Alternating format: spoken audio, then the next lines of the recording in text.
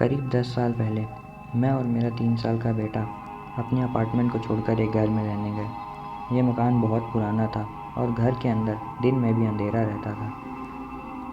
हमारे इस घर में शिफ्ट करने के कुछ दिन बाद मेरी एक दोस्त मुझसे मिलने आई। हम पूरा वक्त टेबल पर बैठकर बातें करते रहे।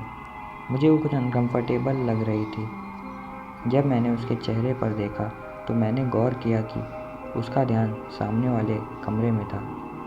उसकी आंखें बड़ी हो गई थी। वह बहुत डरी हुई थी। उसने मुझसे बोला कि वो अब जा रही है। मैंने पूछा कि तुम्हें क्या हुआ, लेकिन उसने बताने से मना कर दिया। उसका इस तरह बिहेव करना मुझे कुछ अजीब लगा, तो मैं उसे दरवाजे तक छोड़ने के लिए गया। आखिरकार उसने मुझे बताया कि ये घर हॉन्टेड है, लेकिन उसने मुझे ये नहीं बताया कि उसे ऐसा क्यों लग रहा था। उसके बाद वह कार में बैठी और अपने घर चली गई। कुछ हफ्तों बाद मेरे 3 साल के बेटे ने मुझसे पूछा कि बाथरूम में वो बूढ़ी औरत कौन है, लेकिन जब मैं वहाँ गया वहाँ कोई नहीं था। एक दिन मैं ऑफिस के लिए निकल रहा था और मुझे याद आया कि मैं अपना फ़ोन भूल गया हूँ। मैं दौड़कर घर में घुसा ही था कि सामने लगी पेंटिंग नीचे गिरने के बजाय दूर जाकर मसाज टेबल पर गिरी। वह मसाज टेबल पर इतनी तेज़ गिरी कि अगर वहाँ कोई होता तो मर ही जाता। तब मुझे लगा कि इस घर में कुछ तो गड़बड़ है। मैंने चुपचाप अपना फ़ोन उठाया और ऑफिस के लिए चला गया। अब मुझे इस घर में रहते हुए 6 महीने हो चुके थे।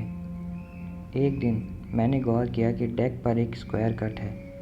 उस पर कोई हैंडल नहीं था, पर मैंने उसे ऊपर से उठा दिया।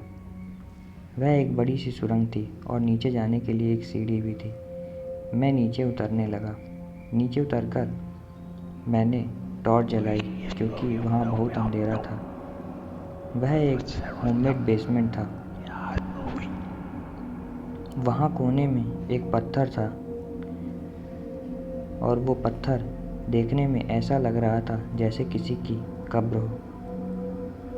तभी रोशनी की वजह से वहाँ पर कुछ कीड़े मेरे ऊपर कूदने लगे, तो मुझे वहाँ से तुरंत भागकर बाहर निकलना पड़ा और मैं दोबारा वहाँ नहीं गया।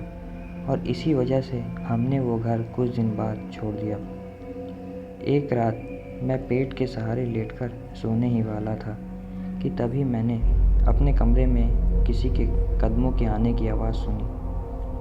वो आवाज़ धीरे धीरे मेरे पास आ रही थी, लेकिन मैंने उतना उस पर ध्यान नहीं दिया। तभी किसी ने अपने दोनों हाथ मेरी पीठ पर रखे। मुझे लगा कि वो मेरा बेटा है, तो मैंने उससे पूछा कि तुम यहाँ क्या कर रहे हो, लेकिन उस तरफ से कोई जवाब नहीं आया। मैं आराम से उठा तो देखा कि वहाँ तो कोई नहीं है। मैं उठकर अपने बेटे के कमरे में गया, लेकिन वो गहरी नींद में सो रहा था। हमने तुरंत ही वो घर छोड़ दिया और हम वापस वहाँ कभी भी नहीं